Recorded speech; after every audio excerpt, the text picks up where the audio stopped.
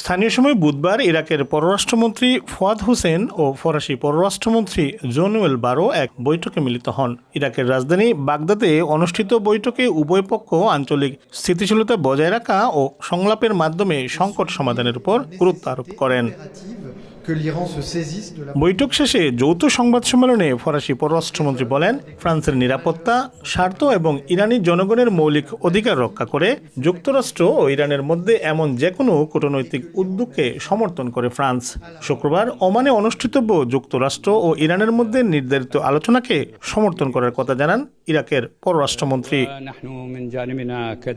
এই আলোচনা এমন এক সময় অনুষ্ঠিত হতে যাচ্ছে যখন মধ্যপ্রাচ্যে উত্তেজনা বেড়েছে এবং যুক্তরাষ্ট্র সেখানে সামরিক উপস্থিতিও বাড়াচ্ছে। এ পরিস্থিতিতে আঞ্চলিক শক্তিগুলো একটি সম্ভাব্য সামরিক সংঘাত এড়াতে কূটনৈতিক পথ খোলা রাখতে চাইছে। মোহাম্মদ লুৎফুর রহমান বাবু, সময় সংবাদ, প্যারিস।